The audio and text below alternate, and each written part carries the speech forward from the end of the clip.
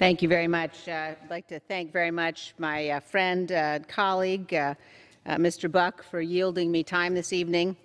I know the topic, Mr. Speaker, is cancel culture. I have some thoughts about that. But tonight, I rise to discuss freedom and our constitutional duty to protect it. Mr. Speaker, I have been privileged to see firsthand how powerful and how fragile freedom is. 28 years ago, I stood outside a polling place, a schoolhouse in western Kenya. Soldiers had chased away people who were lined up to vote. A few hours later, they came streaming back in, risking further attack, undaunted in their determination to exercise their right to vote. In 1992, I sat across a table from a young mayor in Nizhny Novgorod, Russia, and I listened to him talk of his dream of liberating his nation from communism. Years later, for his dedication to the cause of freedom, Boris Nemtsov was assassinated by Vladimir Putin's thugs. In Warsaw in 1990, I listened to a young Polish woman tell me that her greatest fear was that people would forget. They would forget what it was like to live under Soviet domination, that they would forget the price of freedom. 3 men, an immigrant who escaped Castro's totalitarian regime, a young man who grew up behind the Iron Curtain and became his country's Minister of Defense, and a dissident who spent years in the Soviet Gulag, have all told me it was the miracle of America, captured in the words of President Ronald Reagan, that inspired them. And I have seen the power of faith and freedom. I listened to Pope John Paul II speak to thousands in Nairobi in 1985, and 19 years later, I watched that same Pope take my father's hands, look in his eyes, and say, "God bless America." God has blessed America, Mr. Speaker, but our freedom only survives if we protect it, if we honor our oath taken before God in this chamber to support and defend the Constitution, if we recognize threats to freedom when they arise.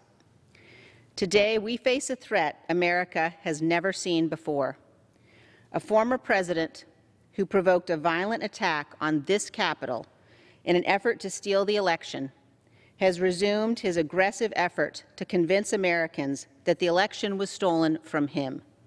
He risks inciting further violence.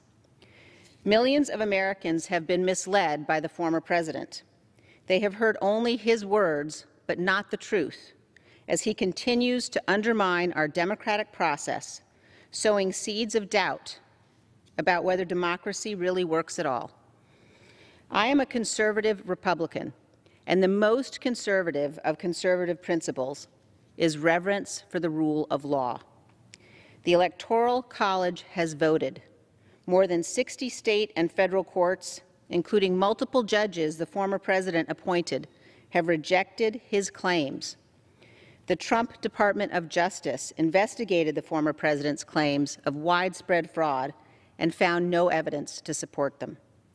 The election is over. That is the rule of law. That is our constitutional process. Those who refuse to accept the rulings of our courts are at war with the Constitution. Our duty is clear. Every one of us who has sworn the oath must act to prevent the unraveling of our democracy. This is not about policy. This is not about partisanship. This is about our duty as Americans. Remaining silent and ignoring the lie emboldens the liar. I will not participate in that. I will not sit back and watch in silence while others lead our party down a path that abandons the rule of law and joins the former president's crusade to undermine our democracy. As the party of Reagan, Republicans have championed democracy, won the Cold War, and defeated the Soviet communists. Today, America is on the cusp of another Cold War, this time with communist China. Attacks against our democratic process and the rule of law empower our adversaries and feed communist propaganda that American democracy is a failure. We must speak the truth. Our election was not stolen, and America has not failed. I received a message last week from a Gold Star father who said, "Standing up for the truth honors all who gave all." We must all strive to be worthy of the sacrifice of those who have died for our freedom. They are the patriots Catherine Lee Bates described in the words of America the Beautiful when she wrote, "O beautiful for heroes proved in liberating strife, who more than self their country loved, and mercy more than life." Ultimately, Mr. Speaker, this is at the heart of what our oath requires, that we love our country more, that we love her so much that we will stand above politics to defend her, that we will do everything in our power to protect our Constitution and our freedom that has been paid for by the blood of so many. We must love America so much that we will never yield in her defense. That is our duty. Thank you.